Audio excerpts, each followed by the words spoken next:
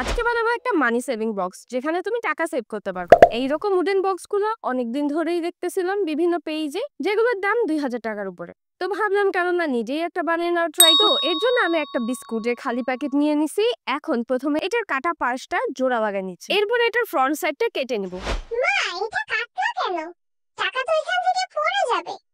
আরে না বুদ্ধু, কি করে দেখতে থাকো, এখান থেকে টাকাগুলোকে দেখা যাবে। আপনারা যদি দেখাতে না চান তাহলে এই স্টেপটা সিম্পলি স্কিপ করে যাবেন। তো এখন আমি পুরো বক্সটা কালার পেপার দিয়ে কভার করে দিচ্ছি।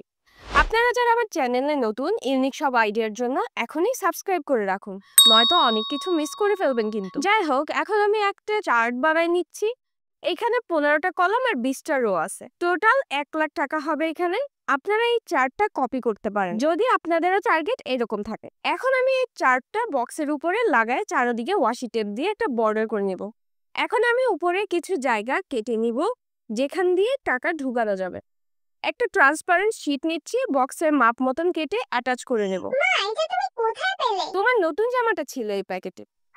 তুমি এটা নিতে পারো, তবে আমাকে আরেকটা নতুন জামা কিনে দিতে হবে কিন্তু। এখানে একটা কাহিনী হয়ে গেছে। পেপারের চারপাশে বর্ডার করতে যে ওয়াশি টেপটা নিয়েছিলাম সেটা অল্প জিনিস, এরপর আরেকটা নিলাম, সেটারও একই অবস্থা। পরে কোন রকমে 2 কালার টেপ দিয়ে বর্ডার করে নিলাম, আর এই কুকিটি ঢাকার জন্য কয়েকটা বাটারফ্লাইও দিয়ে নিলাম। দেখতে কিন্তু ভালোই লাগতেছে।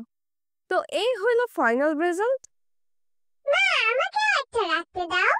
অবশ্যই, টাকা রাখার সাথে সাথে নাম্বারগুলো কেটে দিই। অনেকেরই এই ট্রান্সপারেন্ট রাখার ব্যাপারটা ভালো লাগবে না হয়তো, তারা কিন্তু এই স্টেপটা স্কিপ করে বক্সটা বানাই নিতে পারেন। আমি জাস্ট ইমাজিনিং পুরোটা ভরে গেলে কি ভালোটাই না লাগবে। Oh my god. তো ভিডিওটা কেমন লাগলো আপনারা কমেন্ট করে জানাই দেন, আর আমি প্ল্যান করতে থাকি এই টাকা দিয়ে কি কি করব।